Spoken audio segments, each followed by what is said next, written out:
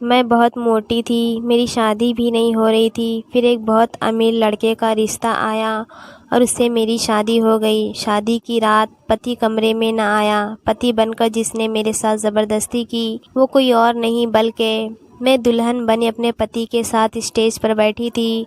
उस वक्त मैं बेहद नर्वस थी। मुझे अपनी किस्मत पर यकीन नहीं आ रहा था। शायद इसलिए मैं हद से ज़्यादा बदहवासी का शिकार थी। दुल्हन बनी स्टेज पर बैठे हुए मुझे लग रहा था कि सामने बैठे बाराती मुझे देखकर शायद मेरी किस्मत पर रश्क कर रहे हैं कि देखो इस मोटी की किस्मत क्या जाग गई है। खूबसूरत नौजवान जो कि दौलतमंद भी था, उसका नसीब बन चुका है। मुझे लग रहा था कि सामने बैठे सब लोग सिर्फ मेरे ही बारे में बात कर रहे हैं या तो मेरे पति को देखकर उसकी किस्मत पर अफसोस कर रहे हैं कि कैसा हैंडसम नौजवान है, उसे इस मोटी लड़की में आखिर नज़र ही क्या आया था। ये सवाल तो मैंने भी खुद उस वक्त किया था जब मेरा रिश्ता आसिफ से तय हुआ था। काफ़ी देर आईने के सामने खड़े मैं अपने पूरे जिस्म को देखती जा रही थी जो बिल्कुल बेढंगा सा था। ना ही मैं इतनी खूबसूरत थी कि कोई मेरे हुस्न पर फिदा होता। मैं एक आम शक्ल व सूरत की लड़की थी और इस पर मेरा मोटापा और बेढंगापन मुझे इस कदर बदसूरत कर चुका था कि कोई भी आंख भर के मुझे देखता तक न था। मेरे लिए तो कोई मुनासिब घर का रिश्ता भी आ जाता तो मेरी मम्मी खुशी से मुझे रुखसत कर देती। उस वक्त शायद मैं इतनी परेशान ना होती, ना ही इतनी बदहवास, क्योंकि मैं जानती थी कि मेरे लिए किसी भी शहजादे का रिश्ता नहीं आएगा। लेकिन मेरे लिए जब आसिफ का रिश्ता आया तब मेरे होश उड़ चुके थे। आसिफ अपनी मम्मी के साथ खुद मुझे देखने के लिए आया था। मुझे लगा था कि वो लोग भी ऐसे ही उठकर चले जाएंगे जैसा कि अब तक मेरे आने वाले रिश्ते मुझे देखकर उठकर चले जाते थे, लेकिन इस बार ऐसा नहीं हुआ था। वो लोग मुझे पसंद करके गए थे और सुनने में आया था कि मैं आसिफ को बेहद पसंद हूँ। मुझे लगा शायद मेरे कानों ने कुछ गलत सुना है। मेरी छोटी बहन मुझसे यही बता रही थी। खुशी से उसने मेरे मुंह में मिठाई डाली थी और कहा था कि अप्पी, आसिफ भाई तो आप पर फिदा ही हो गए। ये कहकर उसने खुशी से मुझे गले लगाया और मैं हक्का बक्का उसे देख रही थी। ये कैसे मुमकिन था? वो तो एक खूबसूरत नौजवान था, फिर दौलतमंद भी था, ना तो गरीब था, ना इसमें कोई ऐसा ऐप था कि वो मुझ जैसी लड़की को पसंद करता, और ना ही मैं कोई बहुत ज़्यादा दौलतमंद थी कि वो लालच में ये सब करता। मेरे अंदर कई सवाल उठ रहे थे क्योंकि मुझ में पसंद करने लायक कुछ भी ना था। मैं खड़ी हुई और आईने के सामने जाकर खुद को गौर से देखने लगी। अपने हाथ से अपने चेहरे के हर नक्शे को छूने लगी। आम जैसे नए नक्श, आंखें भी छोटी छोटी। मेरे चेहरे पर ऐसा कुछ भी तो ना था जिस पर आसिफ का दिल आता।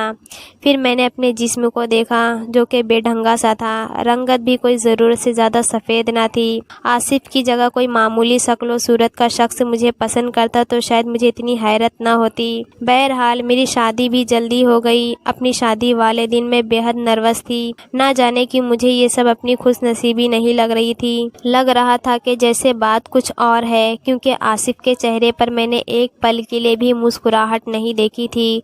खुशी का ऐसा कोई रंग नहीं देखा था जो कि दूल्हे के चेहरे पर होता है। जैसे जैसे वक्त गुजरता रहा मेरा दिल खौफ में था।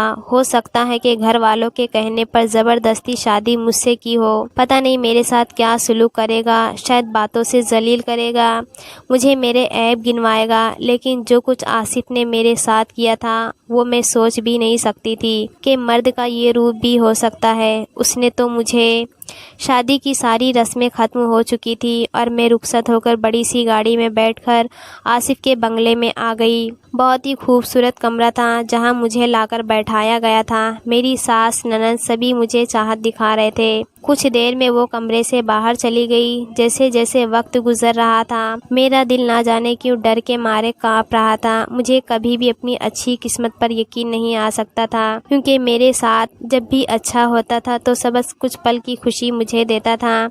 उसके बाद हमेशा वो खुशी मैंने गम में बदलती देखी थी। बचपन से आज तक मेरे साथ ऐसा ही होता आ रहा था। मैं बहनों में सबसे बड़ी थी, लेकिन मेरे साथ आने वाले रिश्ते मेरी छोटी बहन को पसंद कर जाते और अपनी मम्मी की बातें मुझे सुननी पड़ती। अभी मैं इसी गम में मुब्तला थी जब मेरे कमरे का दरवाज़ा खुला और आसिफ मेरे कमरे में दाखिल हुए।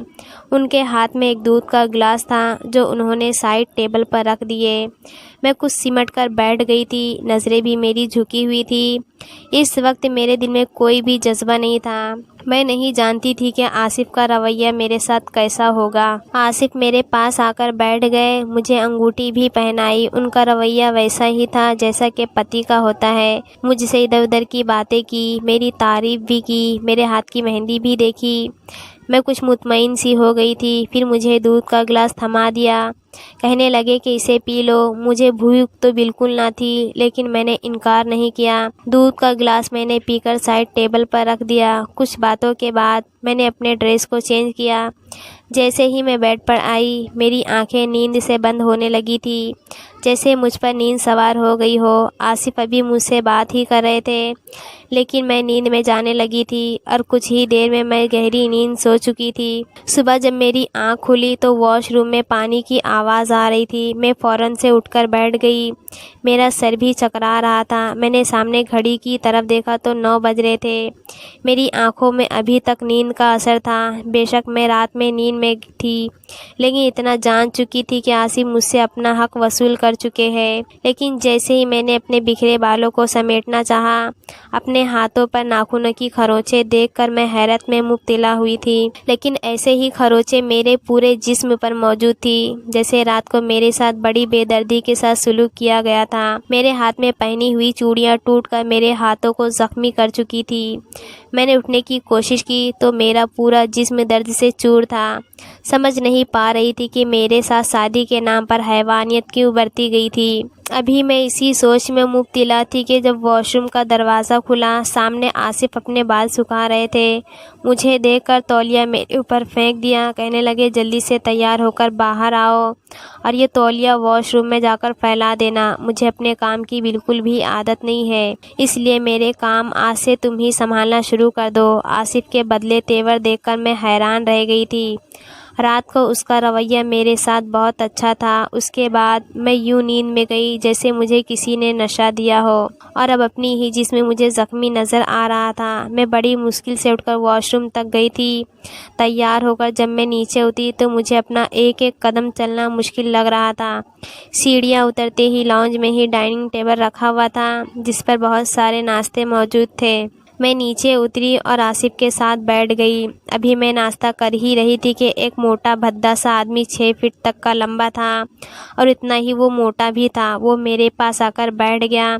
उसे देखकर तो मैं बौखला कर रह गई थी। मुझे देखकर अजीब अंदाज से मुस्कुरा रहा था, अजीब नज़रों से देख रहा था। मेरी सास ने मुझसे कहा कि ये आसिफ का छोटा भाई है। फिर कहने लगी कि ये थोड़ा सा बावला है, आधा पागल है। ये सुनकर तो मेरा दिल धक से रह गया था। उसकी हरकतें भी कुछ ऐसी थी कि बार बार मुझे देख रहा था, अजीब अंदाज से हंस रहा था। फिर एक नौकर आया और उसके सामने 10 पराठे रख दिए। पूरा बाउल सालन का उसने अपनी तरफ रखा और उसी में खाने लगा। ये देखकर मैं हैरत से देख रही थी। वो एक रोटी के बस 4 निवाले बनाता था और खाता जा रहा था। पूरा सालन उसके कपड़ों पर गिर रहा था, लेकिन वो ऐसे खा रहा था जैसे कि उसने कभी खाना देखा ही ना हो। मैंने बड़ी मुश्किल से ही चाय का एक कप लिया और उठकर खड़ी हो गई, लेकिन मुझे हैरत की बड़ी जोर से झटका लगा था जब उसी पागल आदमी ने मेरा हाथ पकड़कर मुझे दोबारा से कुर्सी पर बैठा दिया। मेरे अंदर तो जैसे जान ही निकल गई थी। मुझे वैसे ही पागल लोगों से बहुत डर लगता था।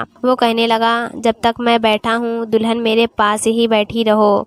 जल्दी से मुझे पानी दो, मुझे मिर्ची लग रही है। मैंने जल्दी से अपना हाथ उसके हाथ से छुड़वाया था। मुझे उस पागल से डर लगने लगा था। मेरी सास ये देखकर हंसने लगी और कहने लगी, देवर की बात का इनकार मत करना, ये बहुत ज़िद्दी है। अगर कोई इसको किसी बात पर मना कर दे तो ये गुस्सा हो जाता है। हम भी इसके किसी काम को मना नहीं करते हैं। मैंने आसिफ की तरफ देखा जो ऐसे बेनियाजी से नाश्ता कर रहा था कि जैसे उसका मुझसे कोई ताल्लुक ही ना हो। मैंने पानी का जग लिया और गिलास में पानी डालने लगी। अभी मैं पानी डाल ही रही थी कि उस पागल ने जग मेरे हाथ से छीना और उसी से पीने लगा। उसके खाने का अंदाज बिल्कुल जंगलियों जैसा था। वो मुंह लगाकर जग से पानी पी रहा था और पानी उसके मुंह से बहकर उसके कपड़े पर गिर रहा था। उसे देखकर ही मुझे घिन आ रही थी। बहरहाल मैंने चाय के अलावा कुछ नहीं लिया था। मैं उठकर अपने कमरे में चली गई। रात को आसिफ मुझे फिर दूध का गिलास थमाने लगा, कहने लगा ये पी लो। मैं वो दूध का गिलास पकड़कर साइड पर रख दिया। मैंने कहा कि इस दूध में क्या चीज़ है। मेरी बात सुनकर उसका रंग उड़ चुका था। कहने लगा क्या मतलब, दूध है और क्या। मैंने कहा कि कल भी इसको पीने के बाद मुझ पर नींद सवार हो जाती है। मैं चाह कर भी कुछ नहीं कर सकी। मेरी बात सुनकर वो मुस्कुराकर कहने लगा कि ये तो तुम्हें पता होगा कि तुम कितनी रातों से जाग रही थी, जो कल तुम लेटते ही सो गई। बहरहाल ये मम्मी ने दिया है। मम्मी कहती है कि अगर औरत दूध पीकर सोए तो बच्चा खूबसूरत पैदा होता है और उन्हें अपना पोता खूबसूरत चाहिए। ये कहकर आसिफ ने दूध का गिलास साइड टेबल से उठाया और मेरे लबों पर लगा दिया। ना चाहते हुए भी मुझे वो पीना पड़ा। लेकिन जैसे ही मैंने दूध पिया मुझ पर फिर से नींद आने लगी। कुछ ही देर बाद मैं नींद में जा चुकी थी। फिर सुबह मेरा वही हाल था जैसा कि शादी की पहली रात हुआ था। मैं अपने अंदर बेहद कमज़ोरी महसूस कर रही थी। मेरे कमरे में उस वक्त कोई भी मौजूद न था। मैं तैयार होकर बाहर आई तो लाउंज में मेरी सास, ननंद और देवर नाश्ता कर रहे थे। आसिफ कहीं भी नहीं था। अपने देवर को देखकर तो मेरा दिल ही नहीं चाहा कि मैं टेबल पर बैठकर नाश्ता भी करूं। लेकिन वो मुझे देखकर मुस्कुराने लगा। मेरी सास कहने लगी कि आओ बैठो नाश्ता करो। मैं अपनी ननंद के बाजू में बैठ गई। मेरा देवर मुसलसल मुझे देख रहा था। रोटी पर रोटी खाए जा रहा था। मेरी सास और ननंद नाश्ता कर चुकी थी, इसलिए उठकर चली गई। मजबूरन मैं अकेली टेबल पर बैठी थी। जब देवर ने ऐसी बात मुझसे कही कि मैं सुनकर दंग रह गई थी। ऐसी बात कोई भी शख्स नहीं कह सकता था। ये बात तो बस पति जानता है या फिर वो लड़की, कोई तीसरा शख्स नहीं जान सकता था। मेरा देवर कैसे जानता था। अब वो मुझे देखकर हंस रहा था। मेरी हालत अजीब सी होने लगी थी। मैंने सब कुछ वहीं छोड़ा और अपने कमरे में आकर बैठ गई। ये सोचने लगी कि रात को मुझे आसिफ ने नशे वाला दूध क्यों पिलाता है। मैं उसकी पत्नी थी, फिर मुझे नशे में रखने का क्या मकसद था। और फिर मेरे देवर का ऐसी बात कहना जो सिर्फ पति पत्नी के बीच में ही होती है, वो बात देवर तक कैसे पहुंची थी, और वो भी ऐसा शख्स जो कि आधा पागल था। मेरा सर बुरी तरह से चकराने लगा था। मैं नहीं जानती थी कि मेरे साथ क्या हो रहा है। मुझे कुछ भी ठीक नहीं लग रहा था। रात को जब आसिफ ने मुझे दूध का गिलास दिया तो मैंने साफ इनकार कर दिया। मैंने कहा कि आज मैं हरगिज़ ये दूध नहीं पीऊँगी, इसमें यकीनन नशे की चीज़ है। उसने गिलास मेरे मुंह पर रखा तो मैं पीछे हट गई और हाथ से गिलास पीछे कर दिया। मैंने कहा कि नहीं आसिफ, आज मैं किसी कीमत पर यह दूध नहीं पीऊँगी। मेरा ये कहना था कि आसिफ गुस्से में आ गया। कहने लगा क्यों नहीं पियोगी, देखो मैं बहुत ज़िद्दी किस्म का इंसान हूँ और तुम बिना नशे के मेरा जुनून बर्दाश्त नहीं कर सकती। तुमसे शादी करना मेरा मकसद भी यही था। मैं जानता था कोई भी नाजुक सी लड़की मेरी ख्वाहिश को पूरा नहीं कर सकती, इसलिए मैंने तुमसे शादी की है। इसलिए चुपचाप से जो मैं कहता हूँ उस पर कुछ भी मना मत किया करो। ये दूध पियो, हाँ इसमें नशा है। इस बार उसने ज़बरदस्ती वो गिलास मेरे मुंह पर लगाकर मुझे पिलाया था। मैं बहुत पीछे करती रही, लेकिन मेरी एक भी उसके सामने नहीं चली। 1 महीना गुजर गया था और मैं उस 1 महीने के अंदर बहुत ज़्यादा कमज़ोर हो गई थी। यहाँ तक कि मेरा 30 किलो वज़न कम हो चुका था। मेरी रंगत काली और पीली सी होने लगी थी, क्योंकि हर रात मैं एक हैवानियत सुलूक खुद पर बर्दाश्त करती थी। अब तो खाते पीते वक्त मेरे हाथ कँपाने लगे थे। हालांकि इस घर में हर काम के लिए नौकर थे, मुझे कुछ भी करना नहीं पड़ता था।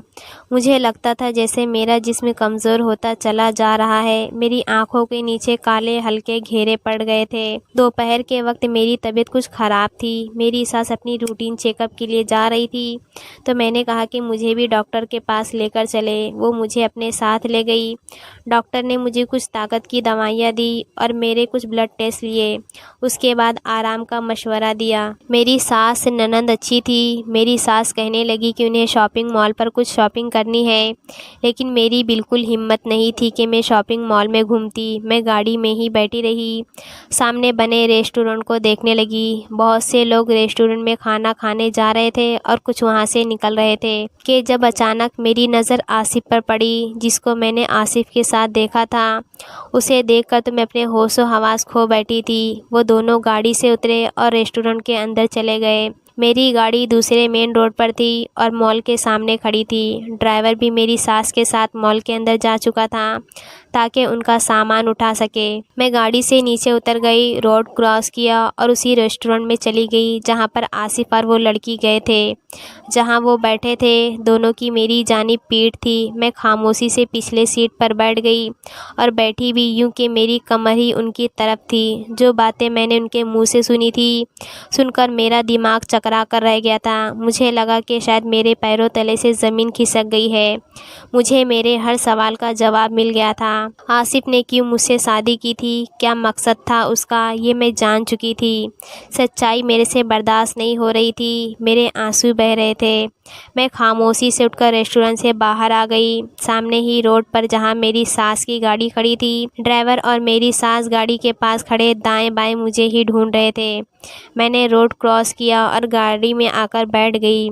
अभी मेरे आंसू बह रहे थे। मैं घर वापस आ गई, किसी से भी कोई बात न की और कमरे में आकर बैठ गई। रात को जब आसिफ मेरे कमरे में आया, उसने मुझे दूध का गिलास दिया तो मैंने उसके हाथ से पकड़ लिया। फिर मैंने कहा कि मैं अपनी कुछ मेडिसिन बाहर भूल गई हूँ, लाउंज में ही होगी, मुझे वो लाकर दे दीजिए।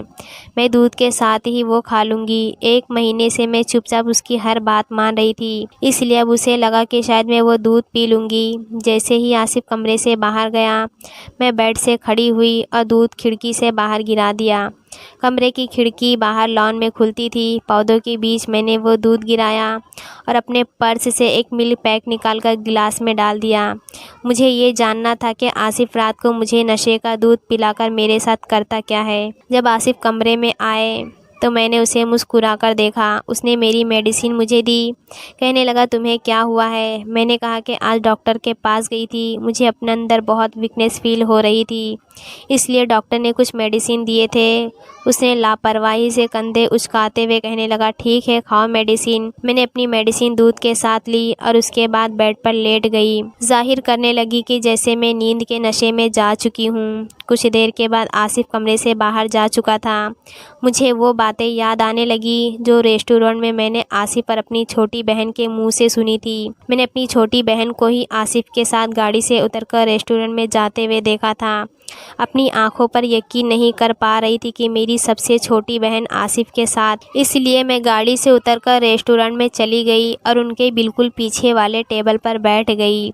आसिफ मेरी बहन से कह रहा था कि वो ये ड्रामा और नहीं कर सकता।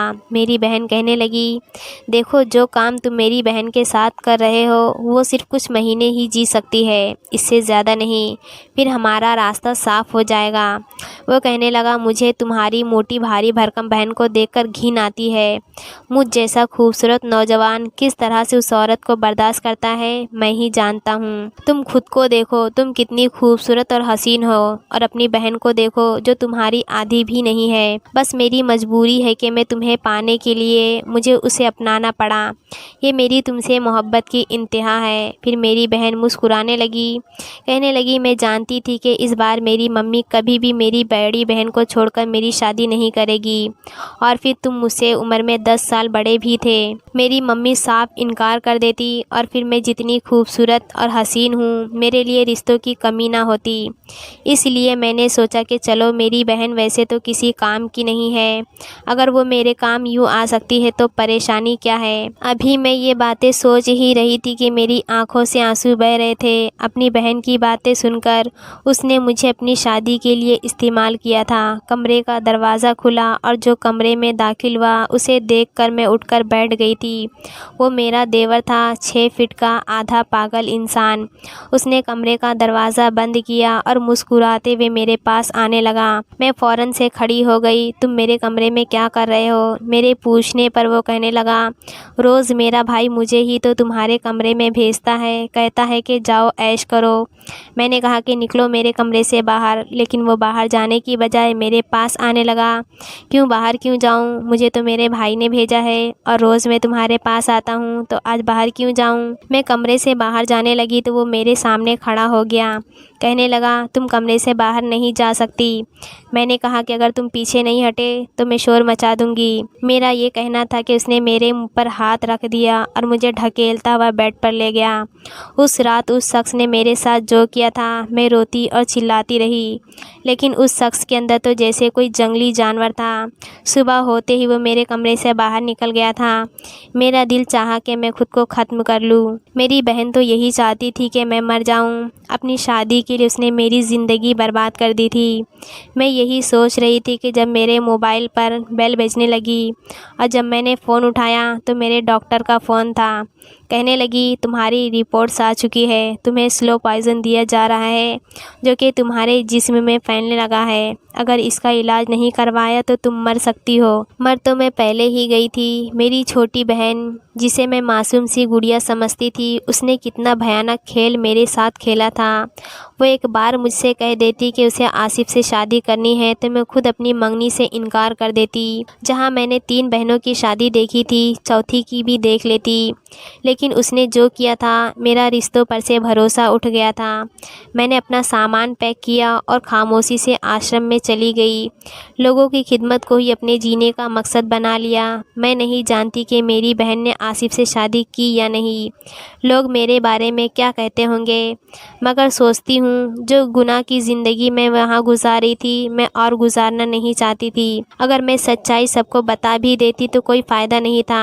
यहाँ पर सच सुनना कोई भी नहीं चाहता था। वो मुझे अपनी ज़िंदगी से दूर करना चाहती थी, मेरी जान लेना चाहती थी। मैंने खुद ही उसका रास्ता साफ़ कर दिया था, क्योंकि आज भी मेरे दिल में मेरी बहन के लिए मोहब्बत बाकी थी। अगर आपको आज की हमारी ये कहानी पसंद आई तो इसे लाइक कीजिए और अपने प्यारे दोस्तों के साथ शेयर कीजिए। और हाँ, अगर अभी तक आपने हमारे चैनल को सब्सक्राइब नहीं किया तो ज़रूर सब्सक्राइब कीजिए। मिलते हैं कल एक और नई दिलचस्प कहानी के साथ। तब तक के लिए धन्यवाद के साथ।